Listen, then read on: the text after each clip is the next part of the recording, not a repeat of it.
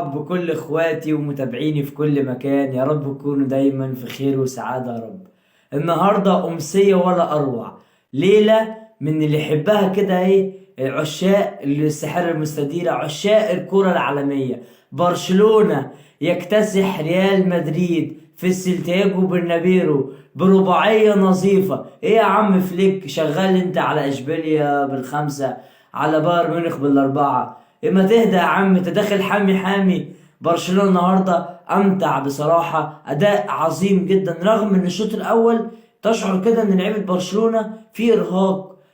مفيش يعني فرص حقيقية على المرمى. ريال مدريد رغم الافضلية في الشوط الاول اغلبية اوقات كتيرة جدا في الشوط الاول، وخصوصا اول 25 دقيقة في الشوط الاول، لكن المصيدة اللي عاملها فليك وبيلعب على مصيدة التسلل وبيلعب دفاع متقدم.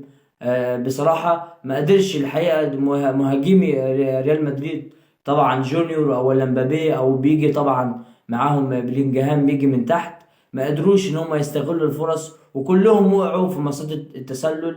النهارده يعني فليك ضحك عليه كانشيلوتي بصراحة.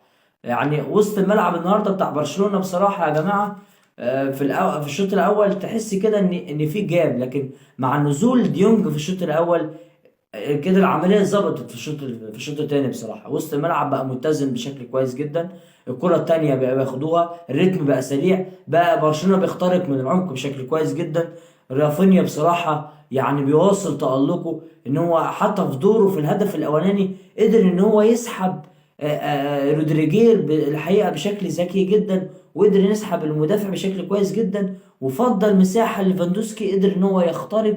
وبصراحه انا بحيي وتسلم العين اللي جابت كوبارسي ومارتينيز بصراحة. تسلم العين اللي جابتهم بصراحة مدافعين، مش في التغطية، لا في التمركز، حتى في عملية الخروج بالكورة. من لأول مرة من فترات طويلة كده ما شفناش شخصية برشلونة، شخصية التيكي تاكا. ايام بقى الجيل الذهبي، طبعا جيل ليونيل ميسي وانيستا وتشافي ورونالدينهو. ايه يا عم ده، حسينا كده بكرة برشلونة بتاع زمان يا جماعة. هي دي كرة برشلونة. برشلونة لو فضل على هذا النمط وعلى هذا التطوير اللي مع هانز فليك بصراحة ليه بصمة واضحة مع اللعيبة. والأهم من كده إن برشلونة بيعتمد على الأكاديمية، بيعتمد على أكاديمية اللمسية يا جماعة، بيطلعها شباب جدا. شفنا فيرمين لوبيز، شفنا كاسادو، شفنا طبعا بدري وجافي قبلهم. لا لا لا لا لا، برشلونة بصراحة في تطوير، في شغل واضح جدا على أرضية الملعب. هانز فليك الحقيقة هي نفس، مش دي هي نفس اللعبة اللي كانت مع تشافي، لكن هانز فليك طلع كل لاعب طلع أحسن من عنده، كل لاعب وظفه صح في الملعب.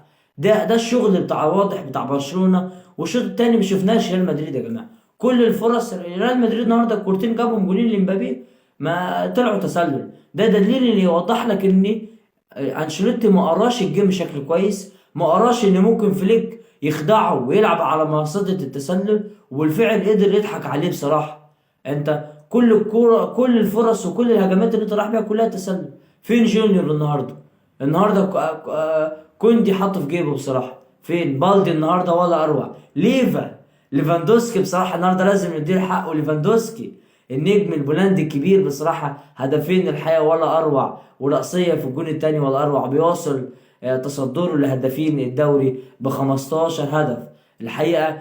فوز ولا اروع، فوز عظيم جدا لبرشلونه اداء ونتيجه، فوز مقنع. برشلونه يواصل تألقه برباعية نظيفة على ملعب سانتياغو بالنابيرو، فوز مقنع وفوز كاسح جدا على المارينجي ريال مدريد في عقر داره برباعية نظيفة، ويواصل تصدره للدوري الأسباني برصيد 30 نقطة، ويتجمد رصيد ريال مدريد في المركز الثاني ب 24 نقطة. فوز مقنع. حتى البودلة النهارده بتوع برشلونة يا جماعة، نزول داني اولمو انا بشوف الحقيقة صفقة ولا اروع. حتى نزول برضو ايضا اللاعب ديونج زي ما قلت لحضراتكم قدم اضافة. نزول جافي برضو بعد عودته من الاصابة بيحاول